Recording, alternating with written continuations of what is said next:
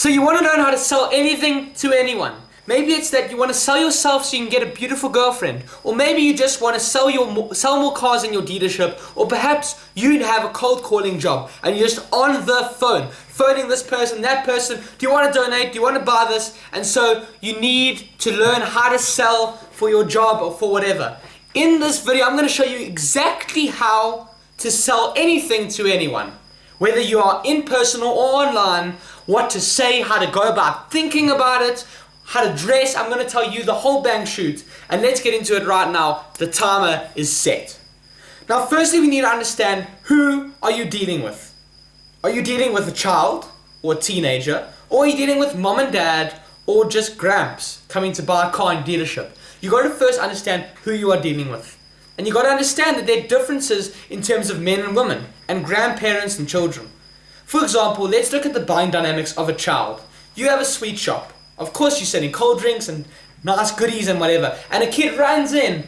Hey, can I please come and buy a nice little piece of chocolate?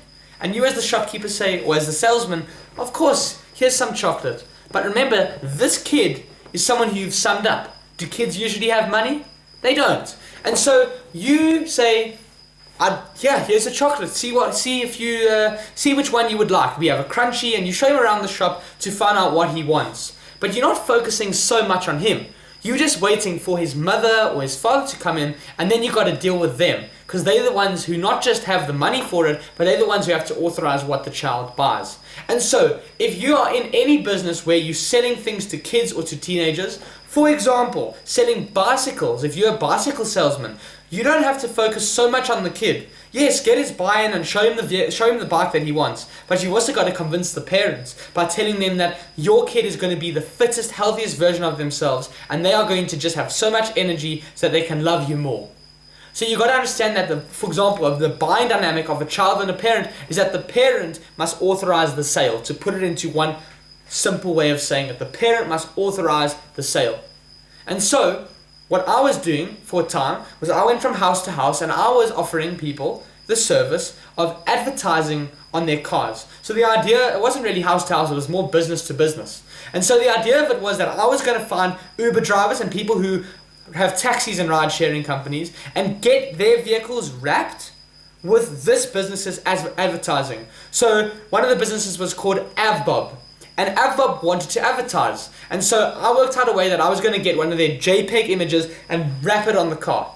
Unfortunately, it fell through, and AvBob didn't want to get a car wrapped with its advertising.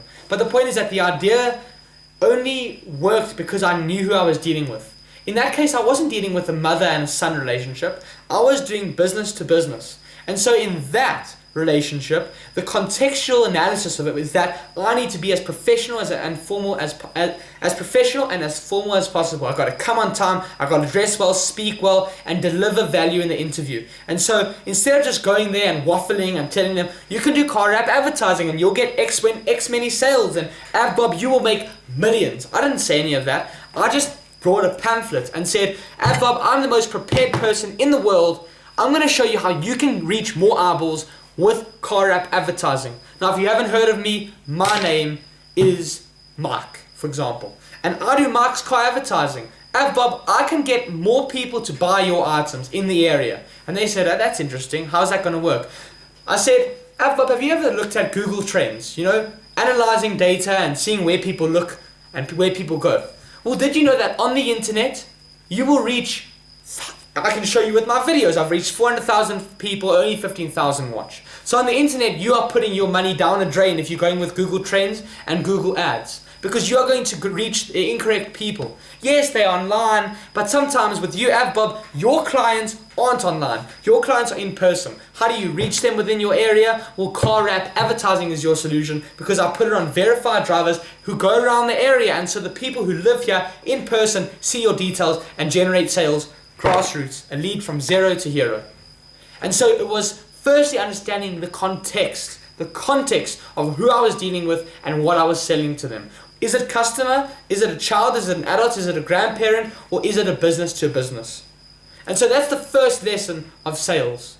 Everything else is just tricks. Everything else is just all little tricks you can do, throw it in here. I want you to imagine that you are making yourself a steak. You know, in the steak you have the meat itself. The meat itself is the context. Who you're dealing with. And what are you trying to help them do? Which leads me on to the next point, which I'll get to now.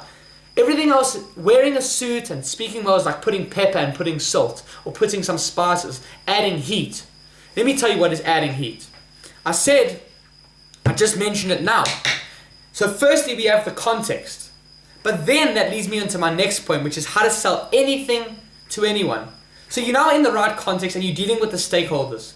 But what most salespeople do, which is a problem, is that they try and solve their own problem. You're a salesman and you want more money. That's why you're making the sale. You're not approaching door to door to door to try and help them solve their problem. So it's the first mindset shift you have to understand. I'm going to start a cold calling job where I'm asking for donations. Instead of saying, I need a donation so I can take a commission so that I can go on holiday to Mauritius this year, my interest, solving my problem, I'm going to tell them, look sir, doing this helps a kid save his life. And so giving charity, let me use my cell phone. And so giving charity would be a way that you can give back to the community. And it would be a way for you to show God that you thank Him for all your blessings. Now I'm solving his problem. Because before I'm telling him I need money for me. Now I'm telling him how he can help a starving child and that he's going to merit the blessings and it's his gratitude to the Lord above. So I've spoken in terms of his interest and I've made sure to include that the benefit is coming to him to solve his problem.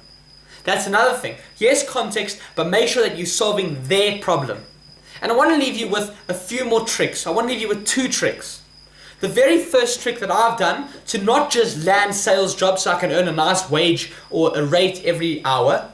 Not just that, but also have other people reach out to me with different business opportunities. Hey, I've got this product. Hey, I know this guy and he has automotive equipment. He needs you to sell it. Can you put it on your platform? So many opportunities all within the last week. It all emanates from these 2 tricks. Now, the very first one, it seems simple, is having a haircut. And also being clean shaven. So I suppose haircut, clean shaven goes into one. Because that is the way that people can trust you. If you've ever seen a disheveled man on the side of the road, how do you know he's a disheveled man on the side of the road? Mostly because he's unkempt, K-E-M-P-T. You can see that his hair's overgrown and it's dirty. No offense to him, that's just a simple logical fallacy. People see you have dirty hair, unkempt, they will assume that you are untrustworthy. And that leads me on to the second point. You've got to wear formal clothing in every instant. If you've seen any other videos I make tons of videos, so hopefully you've seen me. I will wear a suit jacket in nearly every single video as of late. And so I do that because it builds trust. And not in an informal way, and not to be sketchy and whatever. I like wearing a suit jacket. In fact, I've got 2 suit jackets right here. So let's do a summary of everything, how to sell anything to anyone. And you can take out a notepad and pen and keep track of this. I'm going to go step by step. Number 1, understand the context of your customer and identify who they are. For an example, mother, son, grandparent, or business to business. Step number 2, don't solve your problem, solve their problem. And step number 3, which are just the tricks. For example, going in with the analogy of a steak, we have the steak, which is the context, and salt and pepper, which is the tricks, and heat to warm up that steak and make it delicious and fully cooked. That is going to be solving their problem. Number 3 are the 2 tricks, which is A, get a haircut, and make sure that you are cleanly shaven if you're a man. For a woman, of course, it just goes with wearing makeup, etc.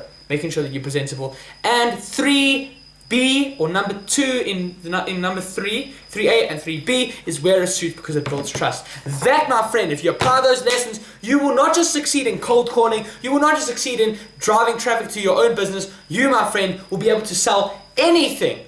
And when I say that, I mean anything. Cell phones, more cell phones, watches, mouses, and tons of books, and whatever else you want to sell. Sell the dream, sell your dream life, sell whatever you want to sell, cars to people who want to buy cars, I don't even know what, you'll be able to sell it.